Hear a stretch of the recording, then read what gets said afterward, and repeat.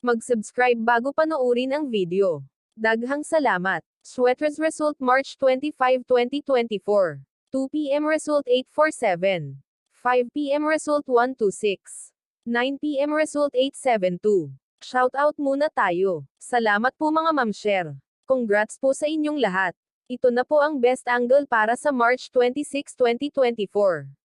2 p.m., 5 p.m., at 9 p.m. Result angle ngayon 124678. Messing number 0359. Best and pairing number para sa March 26, 2024. Probables combination. Best padakit guide and combo. Best 2 angle. Best 2 angle. Least number. Best doble angle. Best doubly combo. Special number. Maintain 3 days. Hearing and best combination. PM. Hope to win po tayong lahat. Congrats sa mga mananalo bukas. Sa mga hindi pa nananalo PM na po kayo. Good luck. Childhood love. Class 10th. Rule no. 39. Naalala niya habang tinitingnan niya ang lumang larawan ng paaralan. Dati kang nakikipag-usap noon, tulad ngayon, dagdag niya, tumatawa. Tinamaan siya ng braso sa braso, na sinasabi, at ikaw, mahal ko, ay alagang hayop ng guro. Gayun din, ito ang iyong paraan upang simulan ang pakikipag-usap sa akin, ipinagmamalaki niya. Siyempre, aniya, hinatak ang isang strand ng buhok sa likod ng kanyang tainga. Pagkalipas ng 30 taon, ang pag-iibigan ng pagkabata ay namumulaklak pa rin tulad ng mga sariwang bulaklak. Nanay, sino ang humihila sa iyong buhok sa paaralan? Tanong ng kanyang anak na babae, nakatingin sa lumang larawan. Oh, iyon tatay. Ngumiti ang kanyang ina, mula sa paghihintay sa labas para sa kanya pagkatapos ng mga klase. Sa paghihintay sa kanya habang naglalakad siya sa pasilyo sa damit ng kasal. Ang ilang mga kwento ng pag-ibig sa pagkabata ay sinadya. Kalimutan ang 3 mahiwagang salita, sabihin mo sa akin ang 4 na mahiwagang salita, tanong niya. Ano ang order namin para sa hapunan? Sagot niya, ang mga kaibigan ay may mga mahilig sa kanilang sariling kagandahan. Tatay, paano mo mailalarawan si nanay at ang iyong pag-ibig sa kolehiyo? Tanong ng kanilang teenager na anak. Sasabihin ko na pareho kaming nabigo sa kimika, ngunit malinaw na hindi namin ito kulang, sagot niya. Tumatawa na naalala ang kanilang mga araw sa kolehiyo. Noong nasa paaralan kami, nasaktan ko ang aking bukong-bukong, at nais niyang dalhin ako sa tanggapan ng nurse, ngunit tumanggi ako dahil naisip kong masyadong mataba ako. Nagpakasal kami noong nakaraang linggo, at dinala niya ako sa paraang tinanong niya. Noong kami ay nasa paaralan, ang aking matalik na kaibigan, na alerdy sa mga pag-aaral, ay biglang nagsimulang magtanong tungkol sa mga libro sa sign language. Sinabi niya sa akin na ito ay kapitbahay, isang bagong bata sa tabi ng pintuan, bingi siya, at nais niyang maging kaibigan siya. Ngayon tumayo ako sa tabi niya sa kanilang kasal, pinapanood siyang mag-sign, I do. Hindi kami nag-uusap, ngunit ginamit namin upang mahuli ang parehong metro sa paaralan araw-araw.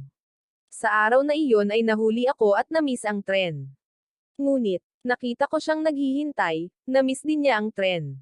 Bumalik sa paaralan, iniwasan ng lahat ang dyslexic na bata, ngunit hiniling ako ng guro na tulungan siya sa kanyang pag-aaral.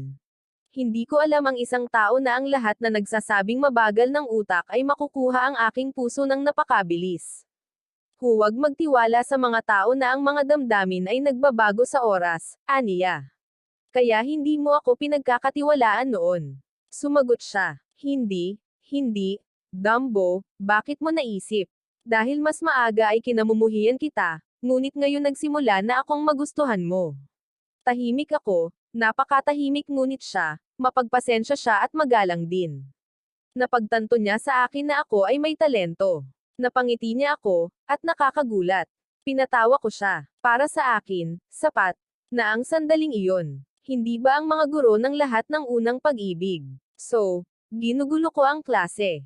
Tanong niya kay dejectedly. Ang guro lang, marami kang pinag-uusapan. Sumagot siya, giga lang. Ginugulo din kita, kung gayon.